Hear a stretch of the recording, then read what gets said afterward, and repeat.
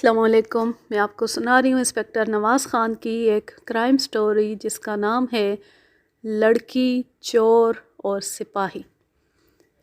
مخبر کی اطلاع کے بعد ہم مزید چوکس ہو گئے، لیکن مسلسل انتظار کے باوجود 3 راتوں تک کوئی واقعہ پیش نہیں آیا. یہ چوتھی رات یعنی میلے کی 6ٹھی رات کا واقعہ ہے. ہم تھیٹر کے شامیانے میں موجود تھے. پورا پنڈال کھچا کھچ بھرا ہوا تھا. موہنی کی رسیلی آواز کی دھوم اب امرتسر تک پہنچ رہی تھی. لوگ اس کی آواز سننے کے لیے کھچے چلے آتے تھے. موہنی اپنا دوسرا یا شاید تیسرا گانا گا رہی تھی جب ایک ٹپے پر تماشائیوں نے حلق پھاڑ پھاڑ کر داد دی اور پھر کچھ نوجوان جوش میں بھنگڑا ڈالتے ہوئے لکڑی کے سٹیج پر چڑھ آئے. میلے میں لوگ شراب دل کھول کر پیتے تھے اور نشے میں ایسی الٹی سیدھی حرکتیں کرتے رہتے تھے. میرا خیال تھا یہ بھی کوئی ایسی بدمست نوجوان ہیں اور تھوڑی دیر اچھل کود کر کے نیچے اتر آئیں گے.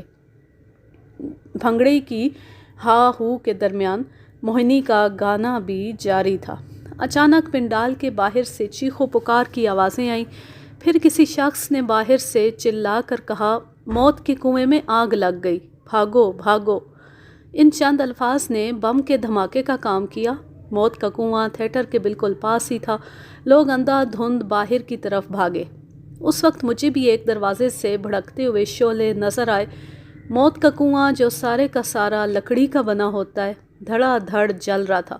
میں بھی لوگوں کے ساتھ باہر کی طرف لپکا، لیکن اچانک ایک خیال بجلی کی طرح میرے ذہن میں کوند گیا.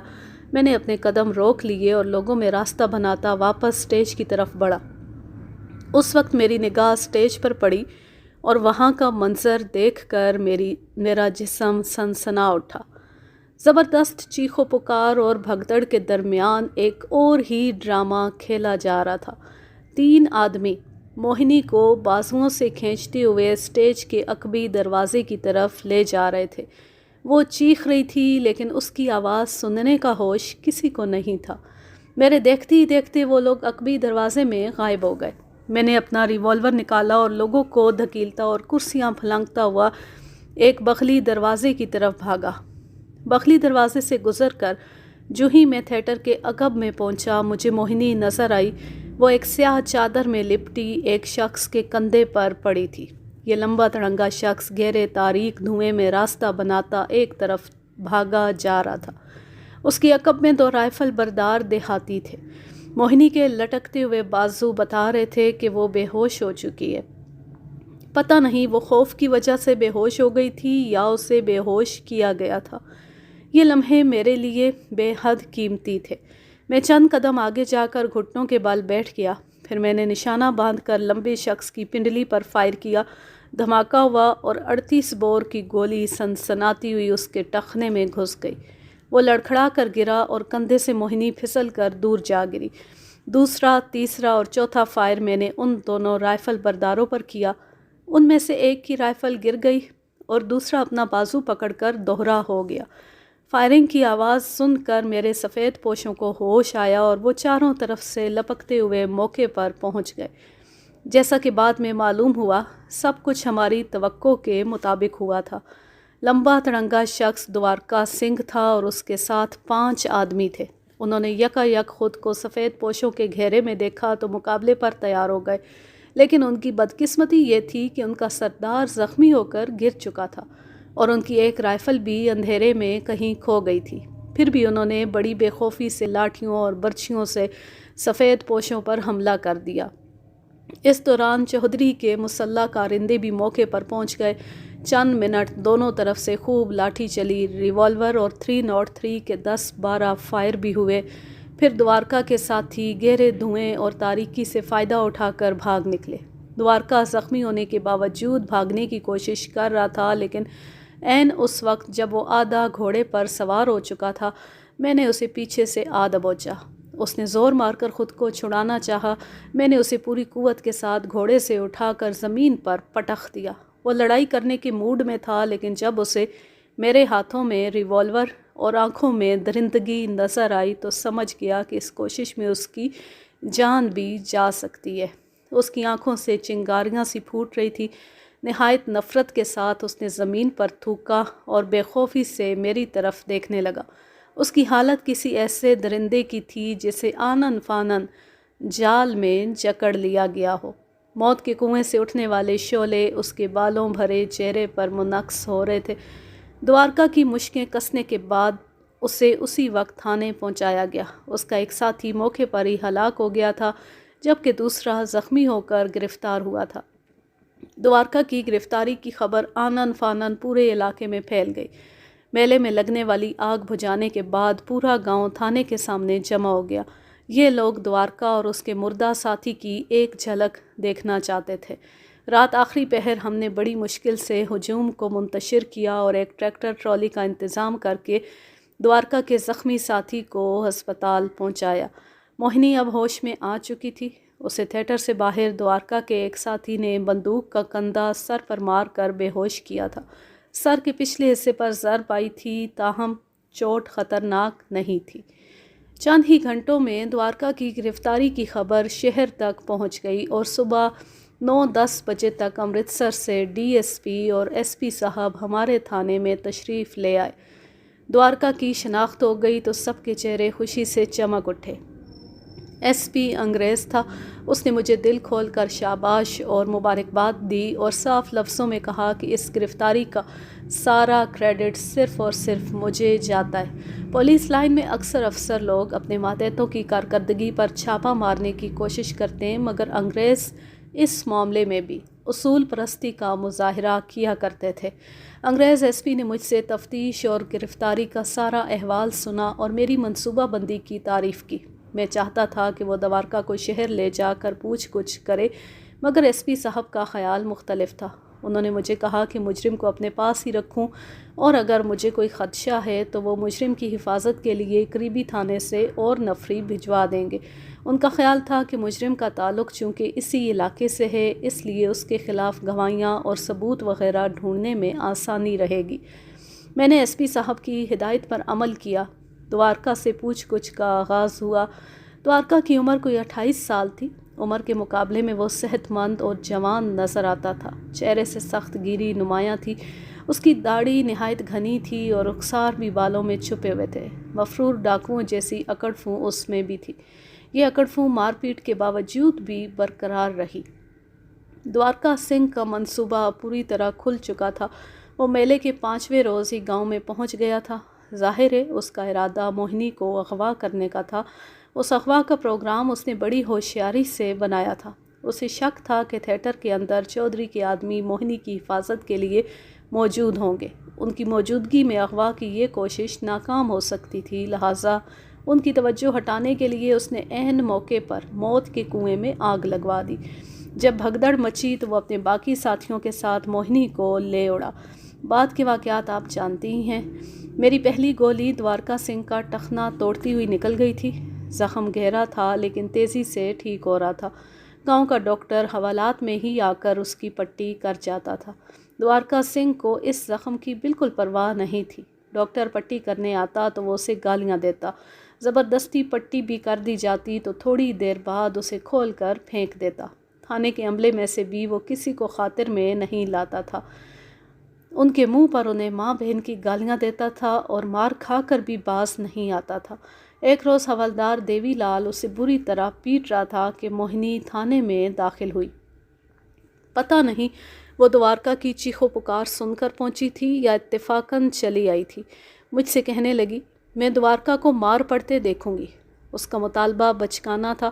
ملزموں سے تفتیش کرتے وقت پوری رازداری برتی جاتی ہے اور میں خود بھی پسند نہیں کرتا تھا کہ ملزم کی مار پیٹ کا منظر کوئی غیر متعلقہ شخص دیکھے، بلکہ میں تو عام حالت میں بھی مار پیٹ کا قائل ہی نہیں تھا۔ موہنی کا مطالبہ میں کیسے پورا کر سکتا تھا؟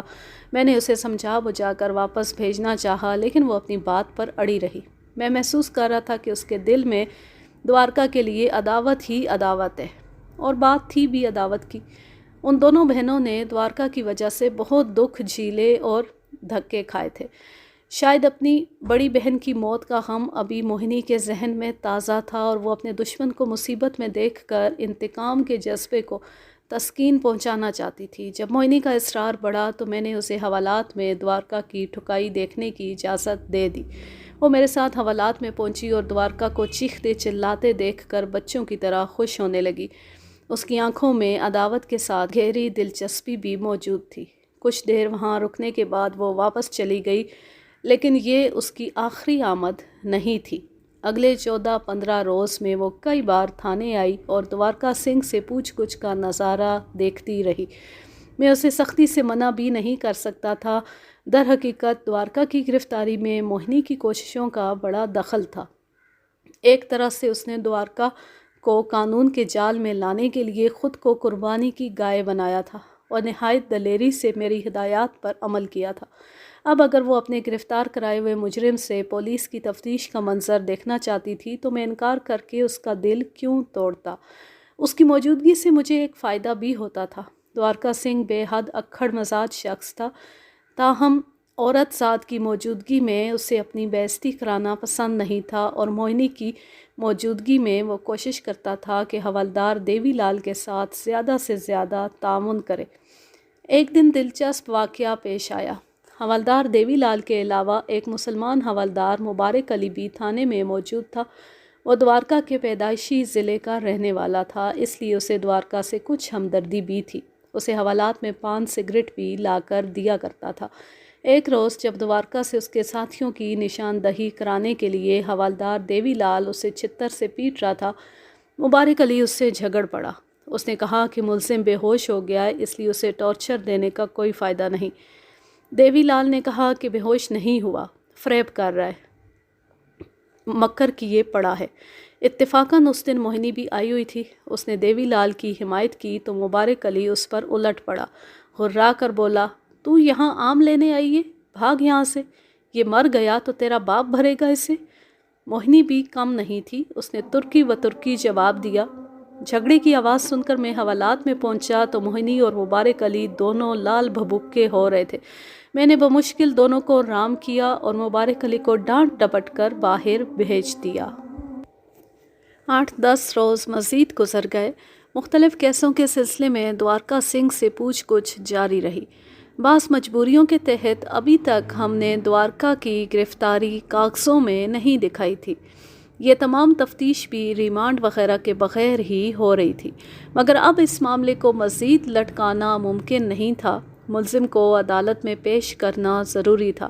ان 8-10 دنوں میں صرف ایک اہم واقعہ ہوا۔ دوارکا کا وہ ساتھی جو میلے والے واقعے میں زخمی ہوا تھا، امرتسر اسپتال میں چل بسا۔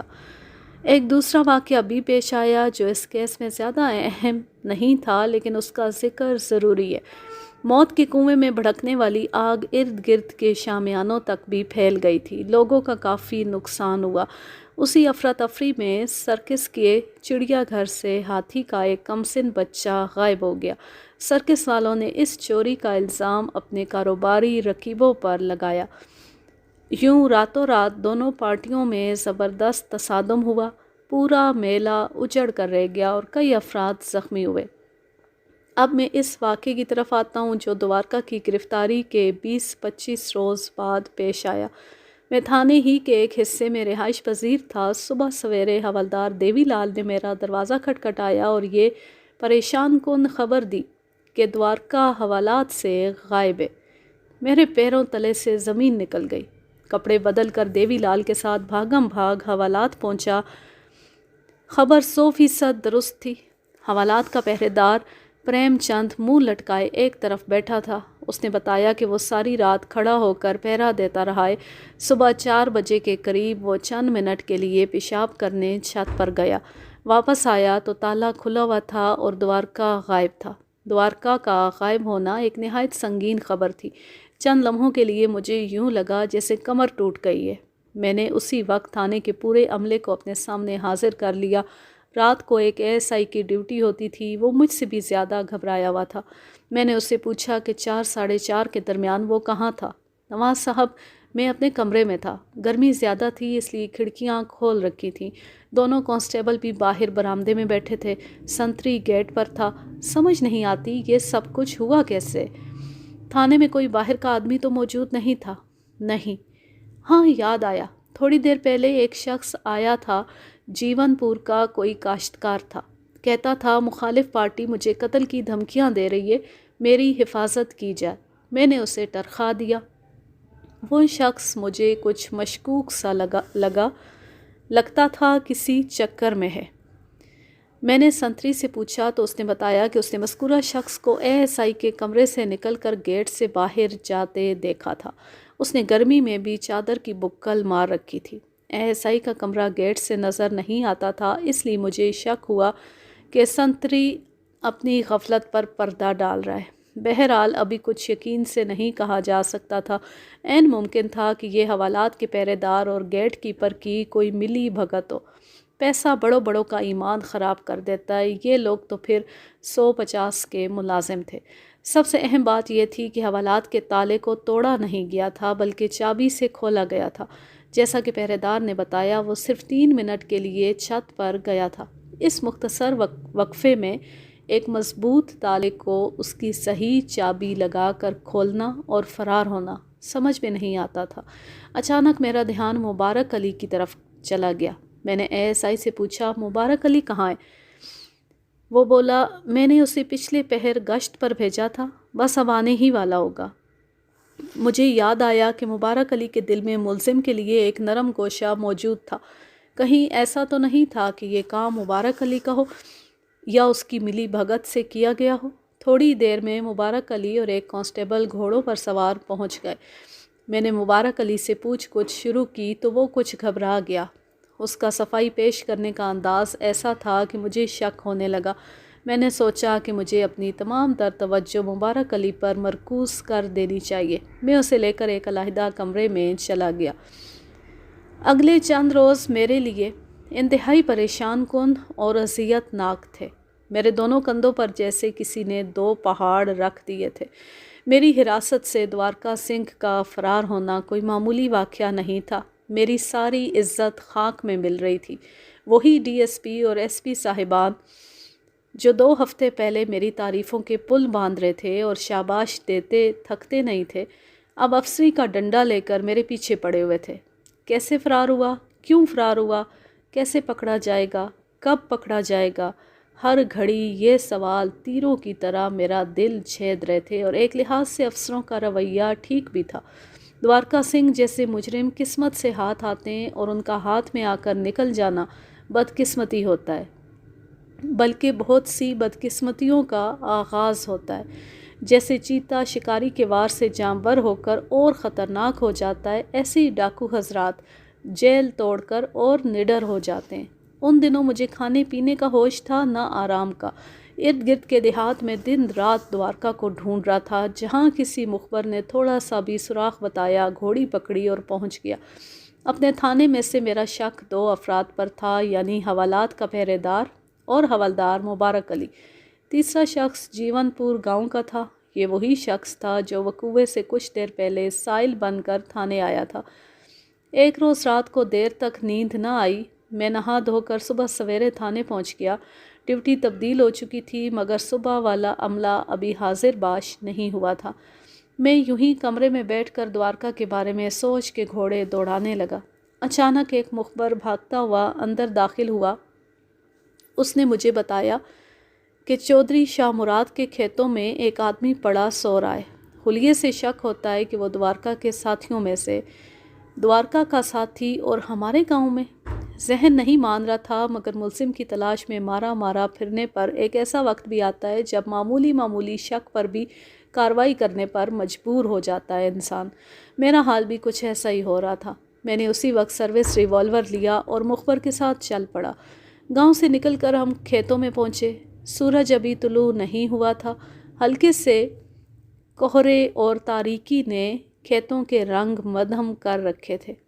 ابھی ہم پگڈنڈیوں پر چلتے اس جگہ پہنچ گئے جہاں چند ہفتے پہلے ایک شاندار میلہ شروع ہوا تھا۔ اب یہ جگہ ویران پڑی تھی۔ کہیں کہیں بھٹیوں کی کچی اینٹیں بکھری ہوئی تھیں اور مٹی کے ٹوٹے پھوٹے چبوترے نظر آ رہے تھے۔ ایک جانب کوئلے اور لکڑی کے جلے شہدیروں کا بہت بڑا ڈھیر تھا۔ زمین سے اس کی اونچائی قریباً 15 فٹ تھی۔ یہی وہ موت کا کنواں تھا جس میں چند ہفتے پہلے موٹر سائیکلیں چلتی تھیں اور لوگ جس کے چبوترے پر کھڑے ہو کر تالیاں بجاتے تھے۔ اب وہاں کچھ نہیں تھا، صرف ایک شخص کے پاؤں نظر آ رہے تھے۔ یہ شخص 2 شہتیروں پر بن جانے والے قدرتی سائبان کے نیچے سویا پڑا تھا۔ غالباً وہ کہیں سے بہت تھکا ہوا آیا تھا اور اس جگہ کو محفوظ جان کر لیٹ گیا تھا۔ اجالا ہونے کے باوجود ابھی اس کی نیند ٹوٹی نہیں تھی۔ میں ملبے کے اندر احتیاط سے قدم رکھتا ہوا چند گز آگے گیا اور اس شخص کے سرہانے کھڑا ہو کر غور سے اسے دیکھنے لگا۔ وہ شکل سے معمولی چور اچکا لگتا تھا۔ اچانک مجھے ایک ہراہٹ سی سنائی دی۔ یوں لگا جیسے سوئے ہوئے شخص کے حلق سے نکلی ہے، لیکن نہیں، یہ کچھ اندر سے آ رہی تھی۔ ملبے کی گہری تاریکی میں ضرور کچھ تھا۔ میرا ہاتھ خود بخود ریوالور تک پہنچا، لیکن اس سے پہلے کہ میں اسے ہولسٹر سے کھینچتا، یکایک تیز آہٹیں سنائی دیں اور پھر خونخوار شکلوں والے 2 قد آدم کتے مجھ پر جھپٹے۔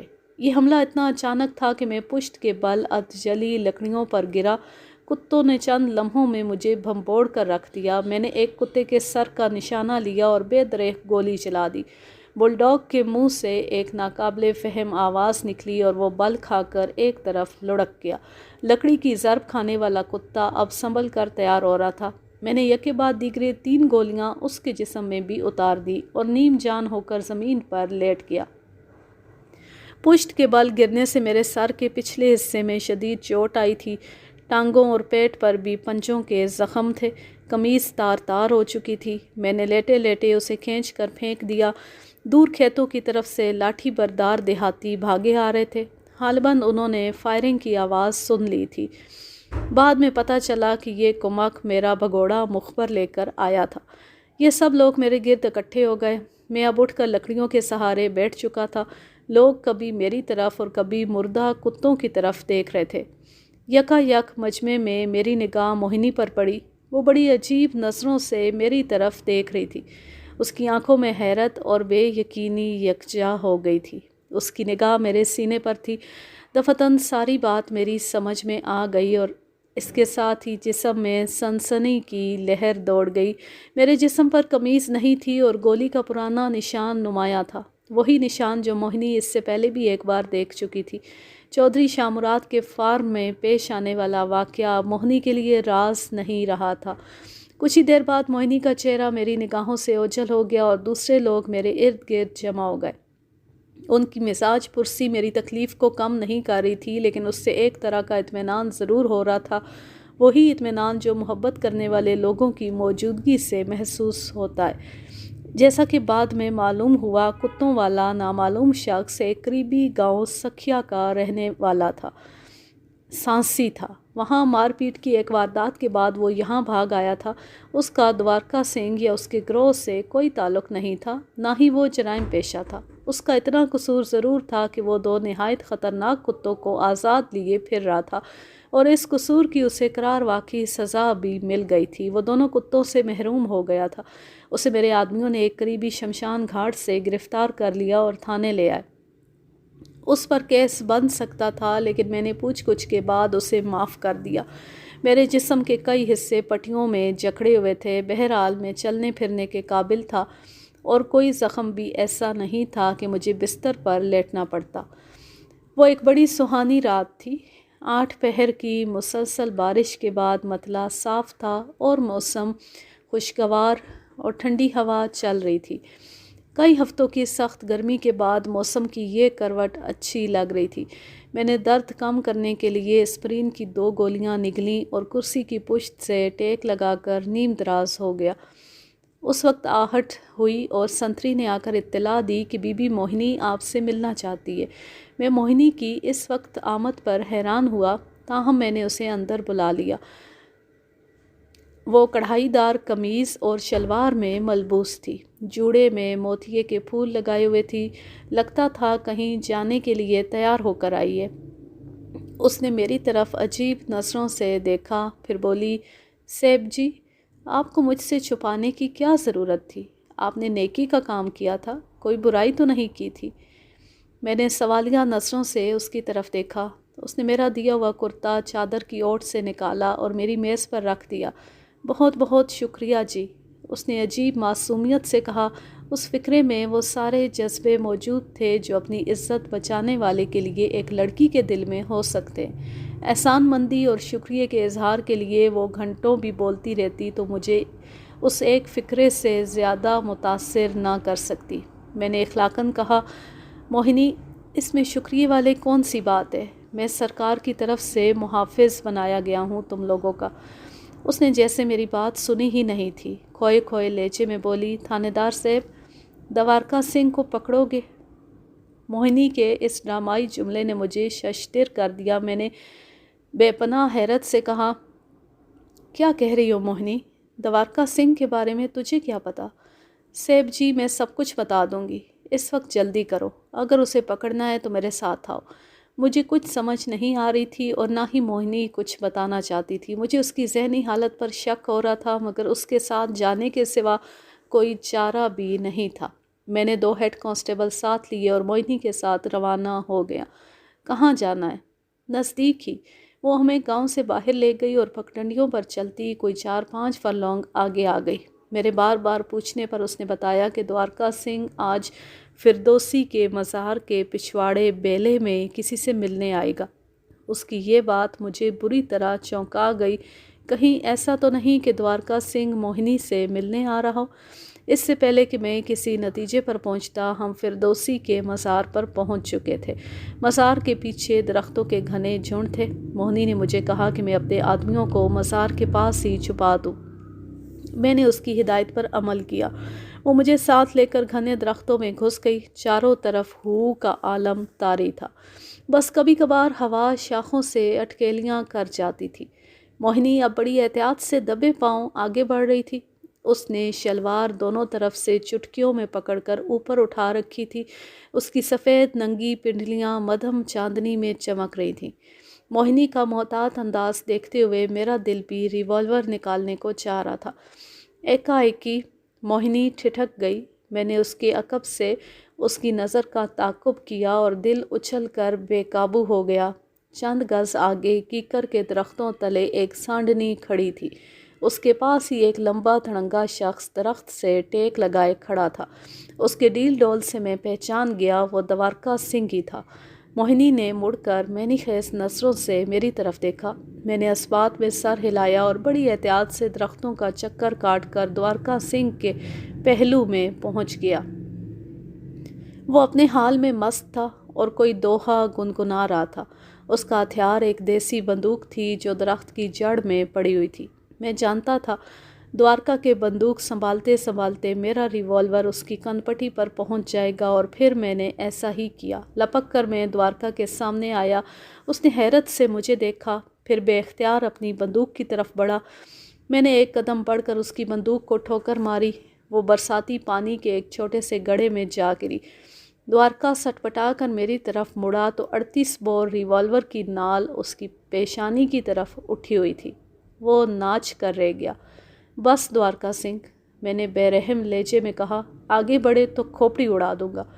وہ میرے بازو پہلے بھی آزما چکا تھا جب میں نے میلے میں اسے گھوڑے سے اٹھا کر زمین پر پٹخ دیا تھا۔ میرے ریوالور کی گولی بھی اس نے کھائی ہوئی تھی، لہٰذا وہ اپنی جگہ بت بنا رہ گیا۔ پھر اس کی نگاہ درختوں کی طرف اٹھی اور جیسے جم کر رہ گئی۔ میں نے سر گھمائے بغیر نظر پھیری۔ دوارکا کی نگاہوں کا مرکز موہنی تھی۔ وہ بھی یک ٹک دوارکا کو دیکھ رہی تھی۔ اس کی آنکھوں میں آنسو مدھم چاندنی میں قیمتی موتیوں کی طرح چمک رہے تھے۔ میں اب اتنا بھی انجان نہیں تھا۔ میں ان آنسوؤں کا مطلب سمجھ رہا تھا، بلکہ پوری صورتحال میری نظروں کے سامنے تھی۔ میں سوچ رہا تھا، یہ عورت بھی کیا چیز ہے، اس کے دل کی گہرائی کوئی نہیں جان سکا اور شاید کبھی نہ جان سکے۔ وہ کیا سوچتی ہے، کس طرح سوچتی ہے، صرف اسی کو معلوم ہوتا ہے۔ ضروری نہیں کہ وہ جس سے نفرت کرتی ہو، جس کے خون کی پیاسی ہو، اس کے لیے دل میں بھی ایسی جذبات رکھتی ہو، یا جس کے ساتھ ہنستی بولتی ہو، جس سے محبت جتاتی ہو اور جسے زندگی کا ساتھی بنانے پر آمادہ ہو جائے، اس سے واقعی محبت کرتی ہو۔ ہم سب کا خیال تھا کہ موہنی دوارکے سے شدید نفرت کرتی ہے اور اس کا تماشا دیکھنے کے لیے تھانے آتی ہے، اور شاید شروع میں وہ اسی لیے آتی تھی، لیکن کب اور کس گھڑی اس کے دل کا موسم بدل گیا، ہمیں ہرگز معلوم نہیں ہوا تھا۔ وہ اپنے عاشق سے محبت کرنے لگی تھی، خود بھی اس کے رنگ میں رنگی گئی تھی۔ نفرت کے بیج سے محبت کا پودا پھوٹ نکلا تھا۔ دل کی بستی عجیب بستی ہے، لوٹنے والے کو ترستی ہے۔ اب یہ بات بھی یقینی تھی کہ دوارکا کو حوالات سے بھگانے والی موہنی ہی تھی، جیسا کہ بعد کی تفتیش سے پتہ چلا۔ اس روز صبح سویرے موہنی کھیتوں میں جانے کے لیے نکلی تھی۔ تھانے کے قریب سے گزرتے ہوئے اس نے ایک کھڑکی سے جھانک کر دیکھا، حوالات کا پہرے دار ستون سے ٹیک لگائے خراٹے لے رہا تھا۔ وہ کئی دنوں سے ایسی موقع کی تلاش میں تھی۔ وہ چکر کاٹ کر تھانے کی عقبی چاردیواری سے اندر داخل ہوئی اور ASI کی نگاہ بچاتی ہوئی حوالات کی طرف چلی گئی۔ پہرے دار سے اس کی تھوڑی سی بے تکلفی بھی تھی۔ اس بے تکلفی کا فائدہ اٹھاتے ہوئے اس نے اس کی جیب میں ہاتھ ڈال دیا۔ تالے کی چابی اسی جیب میں موجود تھی۔ سوئے ہوئے پہرے دار کو پتہ بھی نہ چلا اور موہنی نے چابی نکال کر بے آواز تالا کھول دیا۔ وہ موہنی جسے صرف شوخیاں کرنا آتا تھا اور جس کی باتوں پر سارا تھانہ ہنستا تھا، جب محبت میں گرفتار ہو کر سنجیدہ ہوئی تو کتنا خطرناک کام کر گزری۔ اس نے چند ہی لمحوں میں دوارکا سنگھ جیسے خطرناک مجرم کو قانون کی گرفت سے نکال کر آزاد فضا میں پہنچا دیا۔ لیکن بات پھر وہیں آتی ہے، عورت کا دل ایک گورکھ دھندا ہے، کب کیا ہو جائے کسی کو کیا معلوم۔ اسی موہنی نے آج دوارکا سنگھ کو گرفتار کرا دیا تھا۔ کیوں؟ اس کا جواب بھی مجھے اچھی طرح معلوم تھا۔ اس کے دل کا موسم آج ایک بار پھر بدل گیا تھا۔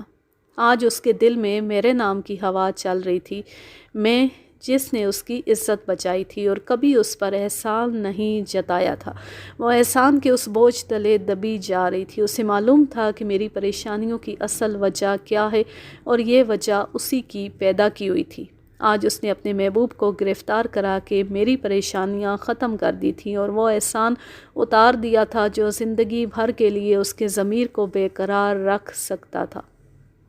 میں دیر تک موہنی اور دوارکا سنگھ کو دیکھتا رہا۔ موہنی آنسو بہا رہی تھی اور دوارکا ہارے ہوئے جواری کی طرح خاموش کھڑا تھا، شاید دل ہی دل میں موہنی سے شکوے کر رہا تھا۔ ان دونوں کے درمیان اب جدائی کی ابدی دیوار حائل ہونے والی تھی۔ اب ان کے بچھڑے ہوئے ہاتھوں کو کبھی نہیں ملنا تھا۔ محبت کا تیز رفتار سفر گرفتاری کے اس موڑ پر اچانک ختم ہو گیا تھا۔ موہنی کی ہچکیاں لیتی ہوئی آواز فضا میں ابھری، سیب جی، اپنے مجرم کو گرفتار کر لو، پر میری خاطر اسے زیادہ مارنا نہ۔ یہ خود نہیں بھاگا تھا، اسے میں نے بھگایا تھا۔ اس کے بھاگنے کی سزا مجھے ملنی چاہیے۔ میں ان دونوں کو دیکھ رہا تھا اور ذہن تیزی سے کسی فیصلے پر پہنچنے کی کوشش کر رہا تھا۔ اس گھڑی سب کچھ میرے بس میں تھا۔ میں دوارکا سنگھ کو گرفتار بھی کر سکتا تھا، اسے چھوڑ بھی سکتا تھا اور اسی جگہ گولی بھی مار سکتا تھا۔ نہ جانے کیوں میرا ذہن کہہ رہا تھا کہ دوارکا سنگھ بہت بدل چکا ہے اور اگر اسے موہنی مل جائے تو اس کی زندگی کا رخ تبدیل ہو سکتا ہے۔ اس کا ایک ثبوت یہ بھی تھا کہ پچھلے 6 مہینوں سے اس نے کوئی واردات نہیں کی تھی اور پچھلے 2 سالوں سے اس کا نام بہت کم سنا گیا تھا۔ لیکن اگر میں اسے چھوڑ دیتا تو یہ قانون اور انصاف سے بہت زیادتی ہوتی۔ دوسری طرف موہنی ہچکیاں لے کر رو رہی تھی۔ ایک لمحے کے لیے میں نے سوچا، کاش میں قانون کا محافظ نہ ہوتا، ایک عام سا شخص ہوتا اور دوارکا سنگھ سے نیک چلنی کا وعدہ لے کر اسے آزاد کر دیتا۔ اسے کہتا، موہنی کو لے جاؤ اور اپنی اس سانڈنی پر بیٹھ کر جرم اور سزا کی دنیا سے بہت دور نکل جاؤ۔ مگر یہ سب کچھ کرنا میرے بس میں نہیں تھا۔ میں نے 2 ہوائی فائر کیے۔ چند ہی لمحوں میں رائفل بردار کانسٹیبل بھاگتے ہوئے موقع پر پہنچ گئے۔ انہوں نے دوارکا سنگھ کو ہتھکڑیاں لگا دی۔ موہنی نے الوداعی نظروں سے اس کی طرف دیکھا اور ہچکیاں لیتی ہوئی گاؤں کی طرف بھاگ گئی۔ آج کے لیے بس اتنا ہی۔ اب میں لیتی ہوں آپ سے اجازت۔ جہاں رہیں خوش رہیں، شاد و آباد رہیں، ہنستے مسکراتے رہیں۔ اللہ حافظ، اللہ نگہبان۔